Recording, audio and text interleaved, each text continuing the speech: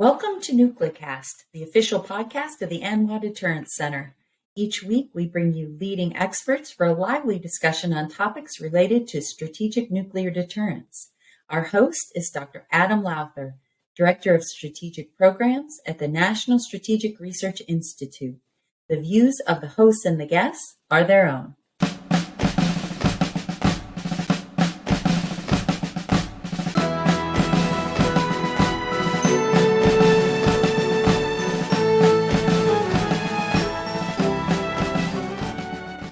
Welcome back to another episode of NucleCast. As always, I am your host, Adam Lowther, and today we have with us a guest we've never had before, who is one of the nation's great experts on the Korean Peninsula. He's written widely.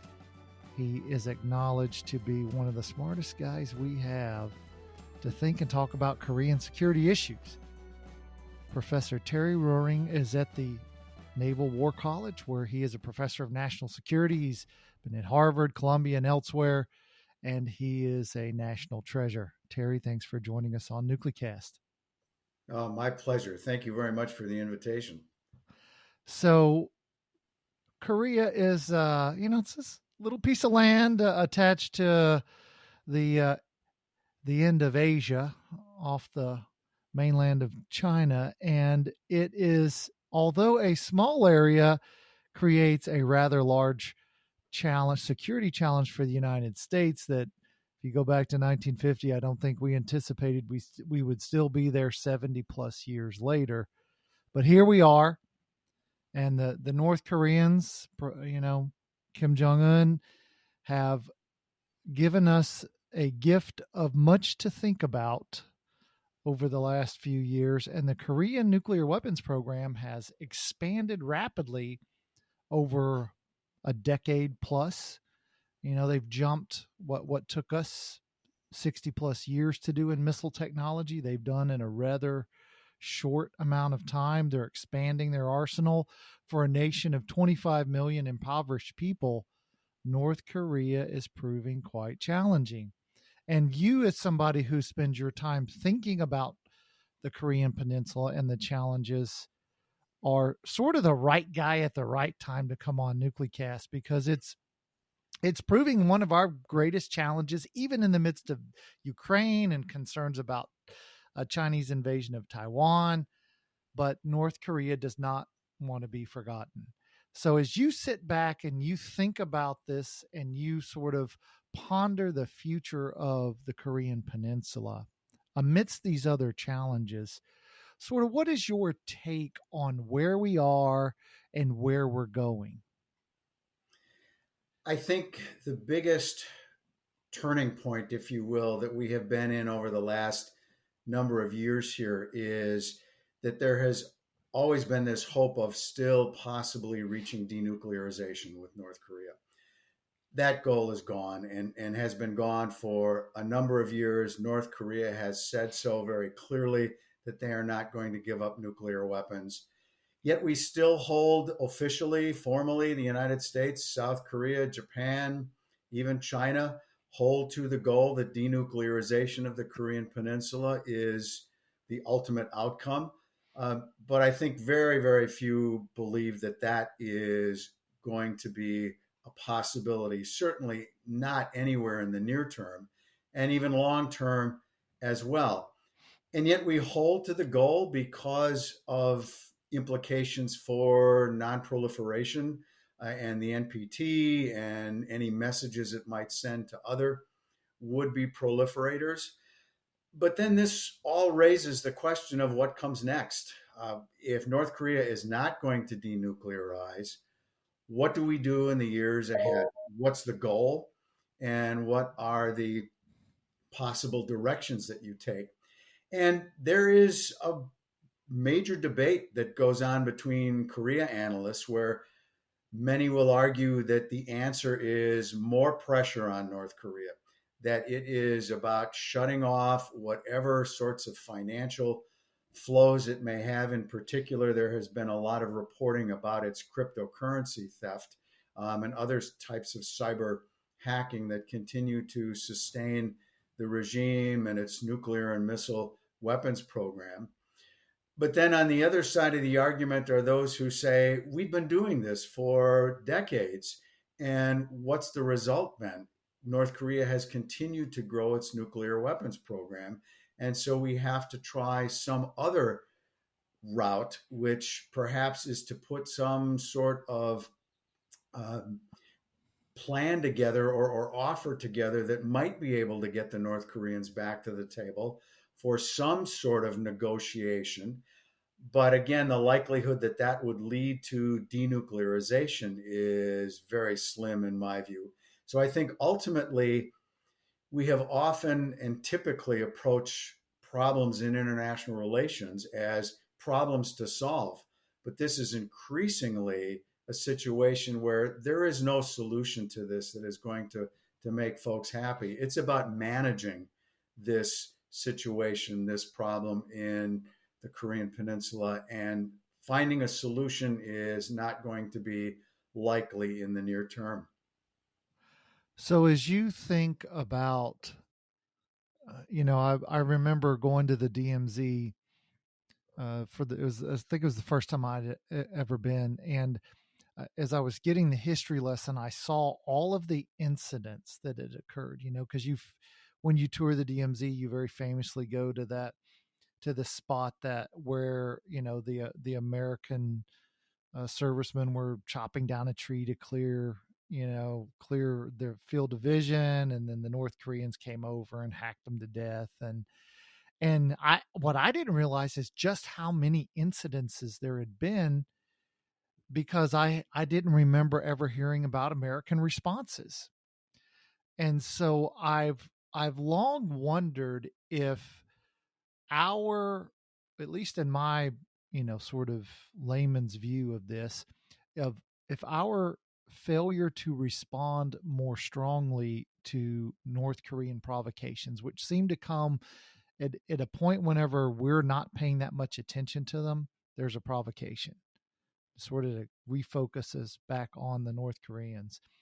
It, it, is that sort of a wrong way to think about them? As we look at where we are today with this expansive nuclear arsenal, have we been particularly too soft on the North Koreans over the years such that they can act provocatively, grow a nuclear arsenal, act in the way, steal currency? I mean, they're the largest, as I understand it, they're the largest counterfeiter of U.S. currency in the world, among the other sort of mafia type things that they do. And yet they seem to get away with it, and there's never a clear U.S. response.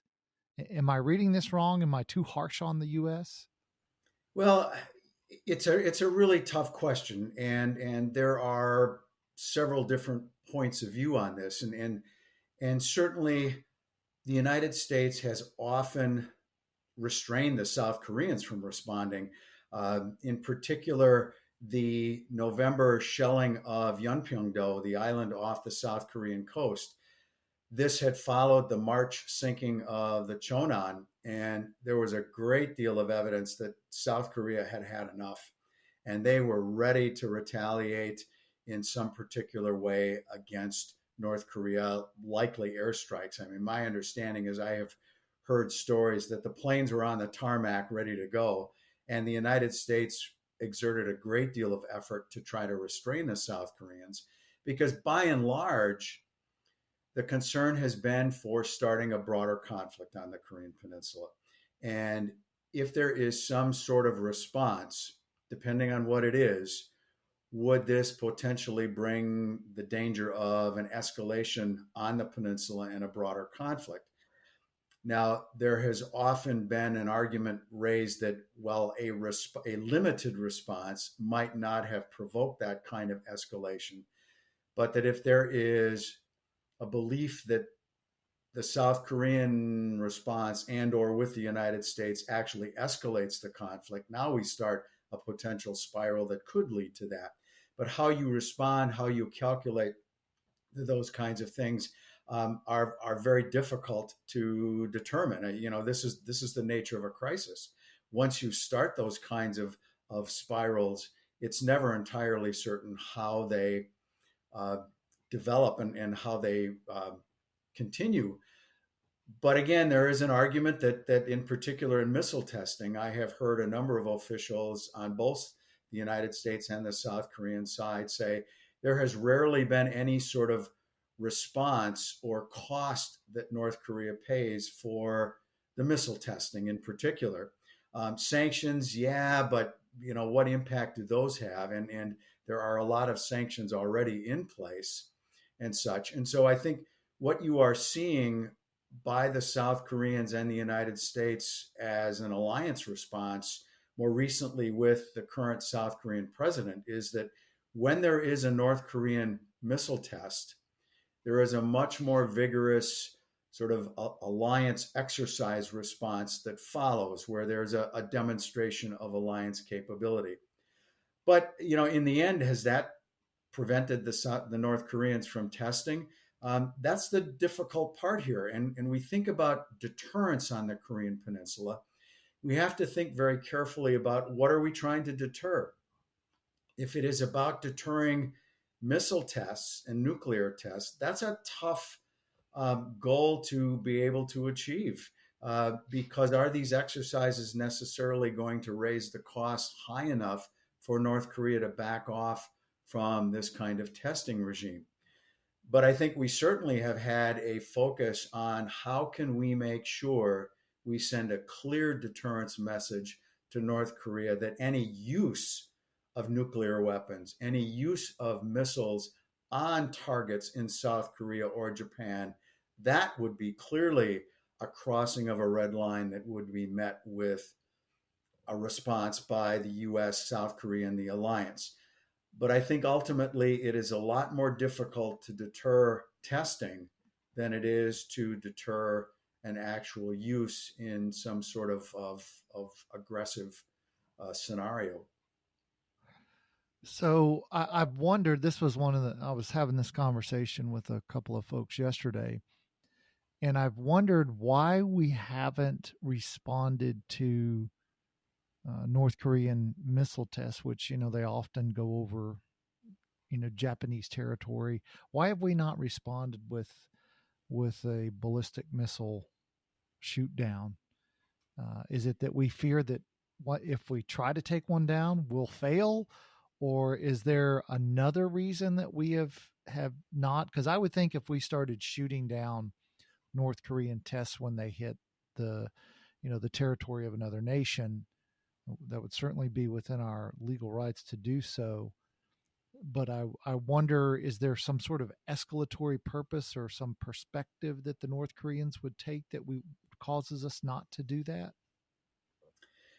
And that is a really good question that I hear discussed as well. And let me also say, I should have said this at the outset, that these are my personal views and not those of the Navy or the U.S. government. And so the question about the confidence level of shooting down a North Korean ballistic missile, that's an interesting question. If we did that and missed, that would be problematic. Is that the reason that we are hesitating from doing that? I don't know for sure. Is it that it could potentially be viewed as escalatory? That's also a possibility. That could be part of this. But the missile testing, I think, is a key piece to this. And just to piggyback on an earlier question that you asked about responses and sort of how to approach this situation, some have argued that if denuclearization is really not going to be possible, perhaps we need to approach this in a different manner. And in particular, how can we have measures that are more in line with tension reduction, or perhaps approaching it as an arms control issue? Now, not arms control in the sense that we would get a limitation on North Korean warheads, number of missiles, et cetera, because that brings verification issues into play. And that would really be tough to do because North Korea would never allow on-site inspections of any sort to that. But one of the other interesting elements could be a testing moratorium. And so that would be a way of managing the issue. And it would bring down the possibility of accidents, of miscalculations. And one of the things that's always been sort of amazing to me is that for all the testing that North Korea has done, that there has not been an accident. Their missile tests have not always been successful. And had one of those things blown up and fallen on Japan, uh, that would really put a very different cast to what has been happening. But a ballistic missile testing moratorium, a nuclear testing moratorium, would not only be a tension reduction measure, but it would also help to put some degree of restraint on the future capabilities of the North Korean arsenal. Because to be able to advance its program, it has to test these things. I mean, you don't know whether this stuff works unless you are able to test it. Restraints on testing would also have the possibility of restricting some of North Korea's capability development. But of course, North Korea is not going to do that for nothing, and they're going to demand some sort of return for that, and likely sanctions relief would be some element of that. But as you know very well, that there is not much of an appetite for offering incentives to North Korea. And so that's not an easy solution either to reach and to get the political consensus to do that.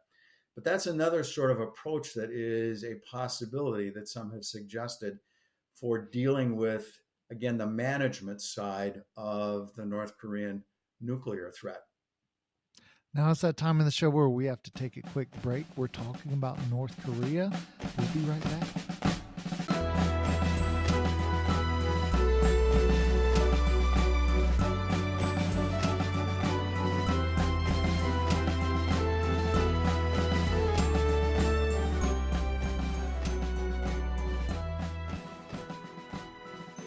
This episode of Nuclecast is brought to you by the Anwar Deterrence Center, whose mission is to educate Americans about the nuclear enterprise and strategic deterrence.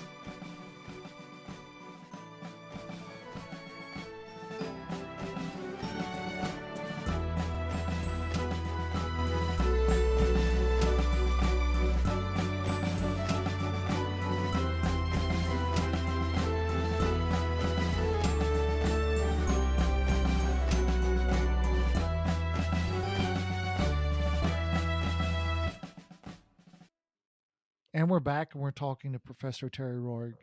And you were just talking about the challenge of sanctions, but I wonder if we're at a point with North Korea in particular where, it's been said, the last time I was there, I was asking the South Koreans, hey, what are the strings that China pulls?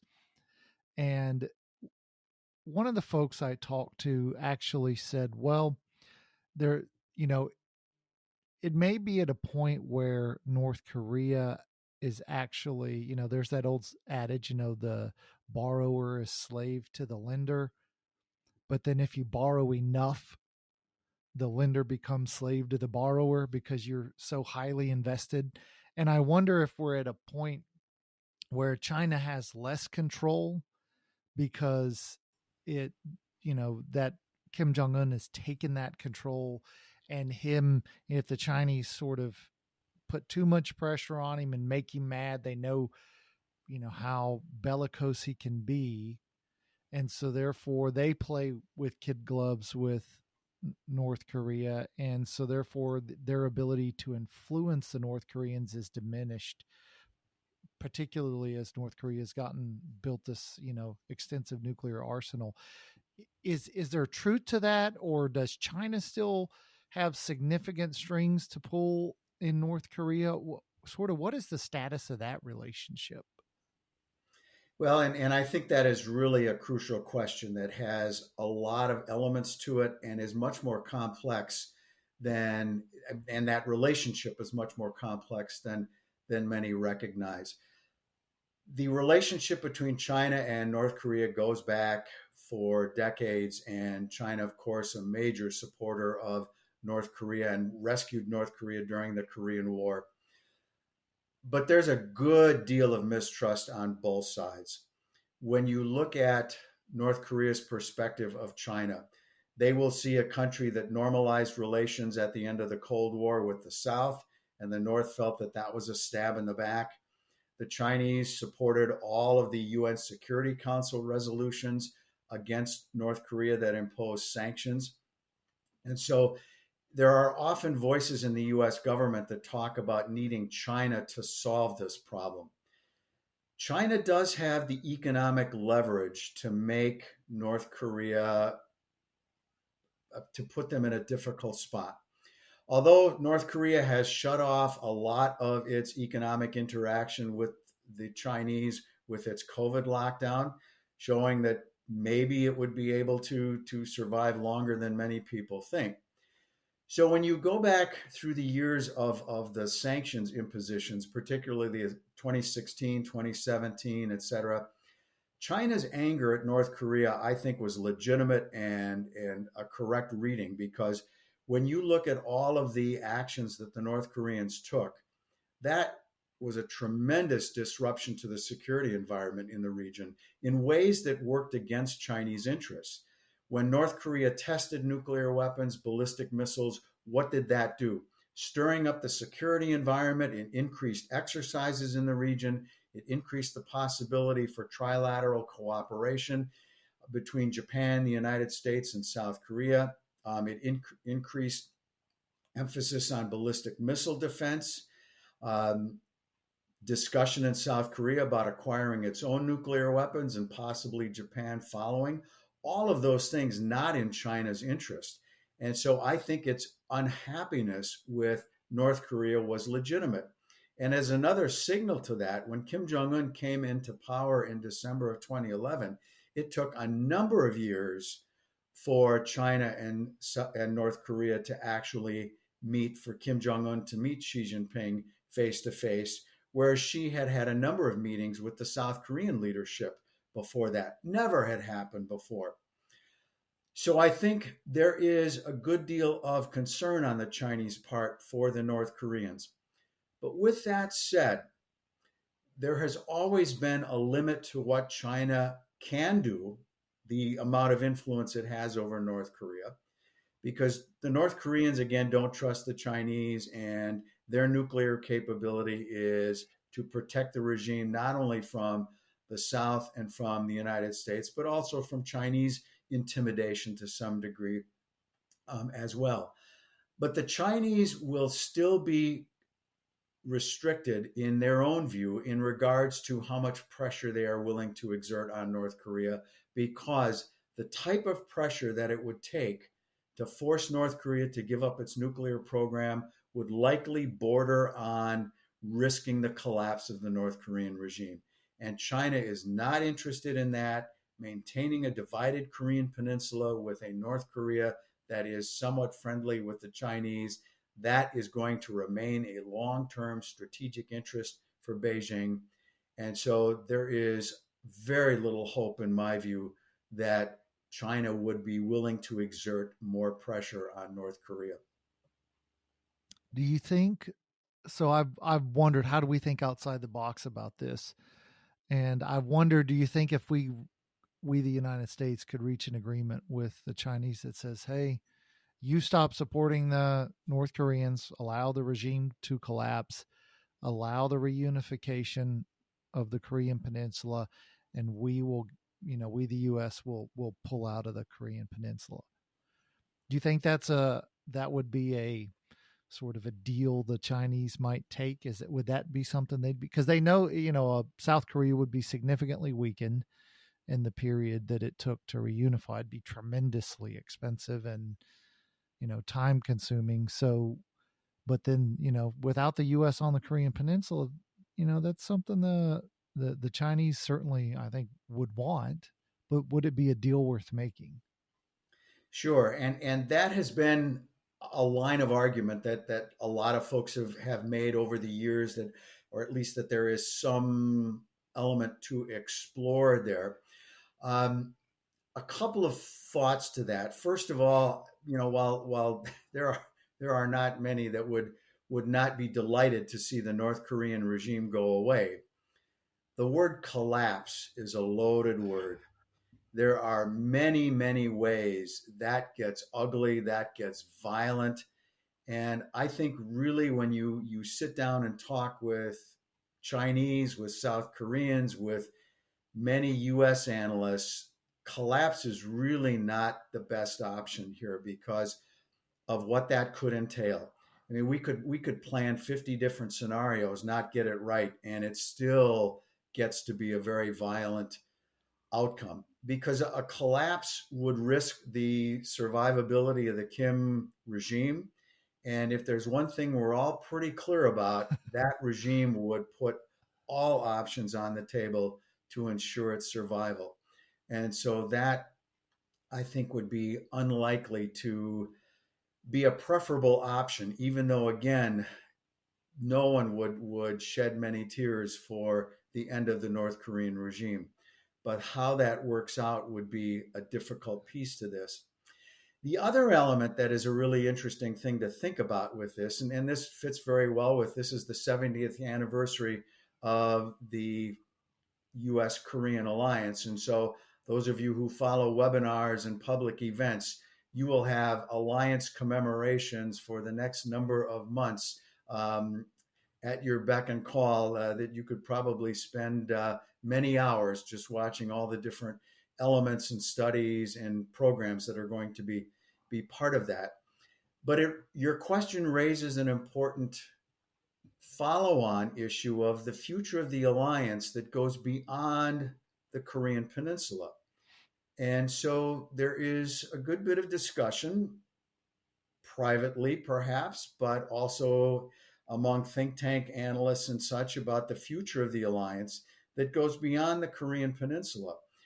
And so there is a growing concern for Chinese ambitions in South Korea, economically, politically, despite the fact that South Korea has a lot of economic prosperity at stake in its ties with China. Is there still an important role for a U.S. South Korean alliance in broader security terms for South Korean interests, even with a united Korean peninsula?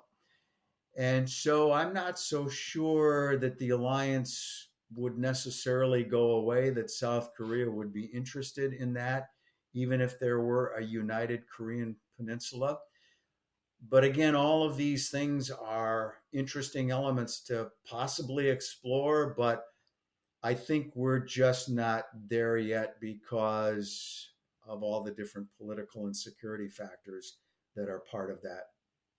Yeah, it's an interesting one. I wonder why, the Chinese looked at the failure of the Soviet reform effort, and they didn't reform politically; they reformed economically.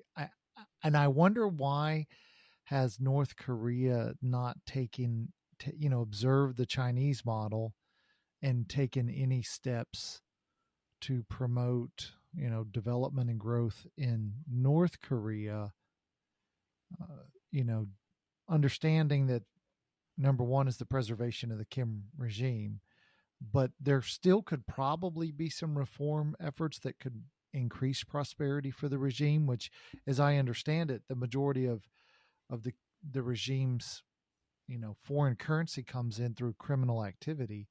There surely has to be a more lucrative way to, fund the regime. Is there a reason that they haven't said, well, hey, we'll reform economically, but we're going to, like the Chinese keep the CCP, we'll keep the Kim family? And that is another really important question that gets to domestic politics for North Korea. That many have suggested that has North Korea considered the idea of following a Chinese model, or even Vietnam, for that matter as well. That you can keep the political system, the authoritarian nature of that system, and yet open and reform the economy. And North Korea would have some economic advantages. In particular, they have a lot of mineral resources that would be part of that plan. There are also some reports that they have a boatload of rare earth metals as well that could be part of this, which is another reason why China would like to keep its economic and political ties with North Korea, even though it sometimes is unhappy with that. But the problem, we think, is that while North Korea has probably heard this pitch from China as well in the past, while they see that China could be the outcome, they also see that the old Soviet Union and Eastern Europe could be the outcome, and have great fear that that could lead to the development of forces within the country that could lead to an unraveling of its control politically, also um, as well the narrative, if you will, of North Korea being able to talk about the beneficence of the Kim family regime and how they are great rulers and bring prosperity and the whole sort of North Korean ideology that has been crafted and preached to North Korean citizens from cradle to grave, that all of that could unwind with this sort of opening up to outside economic forces that you might not be able to control. And an interesting side note to that is North Korea was very quick to lock down its economic ties and trade and other sorts of contact with China. And there was a clear health component to that. Because North Korea would have been very susceptible to being overrun by the pandemic had that gotten to any great extent within North Korea. Now, the North, had argued that that was that they had been able to keep the pandemic out of the North for years and such, and no one's buying that story, but that their healthcare system, their public's ability to fight off disease based on the poor health situation and the low immunities that had, there clearly was a health requirement to do that. But there is also a lot of speculation that there was a political motive behind this, that there were a number of individuals that were getting wealthy off the Chinese trade, illegal and legal as well, and a growing sort of moneyed class that was developing within North Korea. Also, this trade was bringing in a lot of information from China that was on thumb drives, DVDs, SD cards that brought in different dramas from South Korea and news broadcasts from South Korea, from China as well. And that the regime really saw this as a huge political threat that undercut the narrative that the North Korean regime postures. And so the COVID lockdown was part of controlling that sort of ideological pollution as well.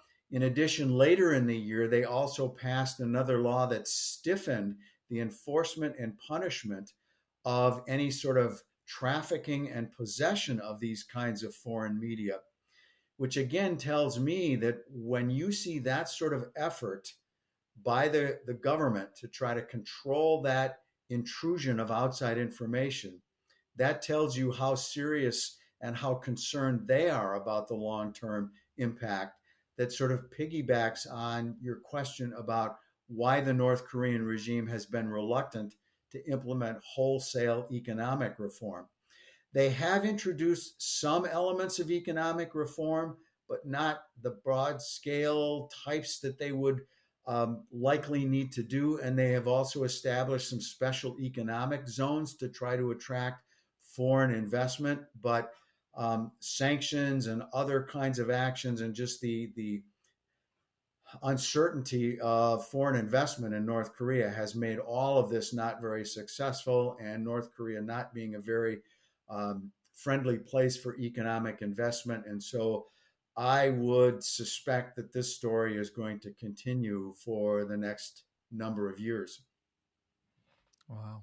Interesting. I have a whole list of additional questions, but unfortunately we're out of time. So Terry, thanks for joining us. We'll have to have you back to talk more about North Korea.